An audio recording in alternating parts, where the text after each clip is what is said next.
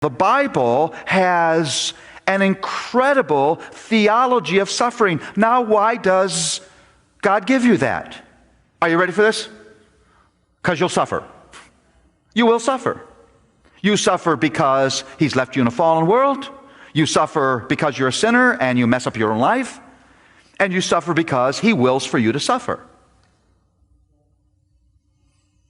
Now, Paul says, if you get suffering, suffering is never just for you. Suffering is meant to transform you, but it's meant to give you something that you can give to others who are suffering. If you read 2 Corinthians chapter 1 and Paul's discussion of suffering, you will see the informational, the transformational, and the missional in that passage.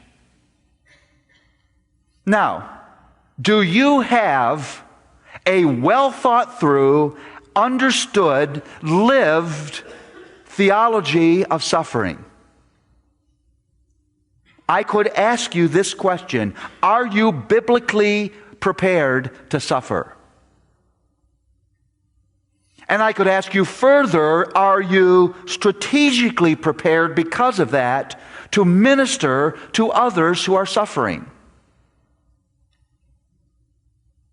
Now, I think one thing that sufferers suffer is that they weren't prepared to suffer. Does that make sense? And so they trouble their own suffering.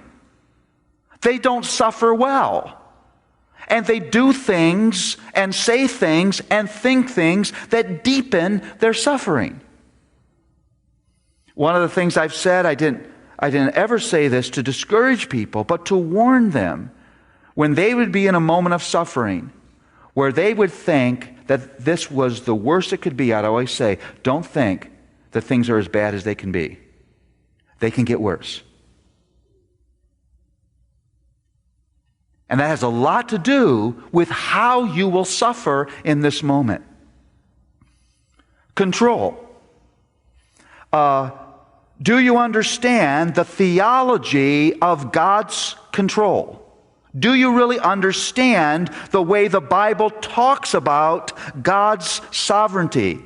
Do you really understand how that understanding of God's sovereignty should transform the way you think about your role, the way you think about what you're supposed to do? I had a mom who said to me once, if it's the last thing I ever do, my children will believe. You know what I thought? I didn't think this because I disrespect that woman. I thought, I wouldn't want to be one of your children. I'm serious. Because that woman will try, by the force of her personality, by the volume of her voice, by the threat of her punishment, by the clarity of her argument, by human pressure and power to do what only grace can do.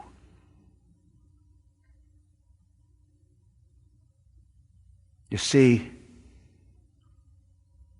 understanding the theology of God's control teaches me how to live with my limits, to accept my limits, to rest in my limits.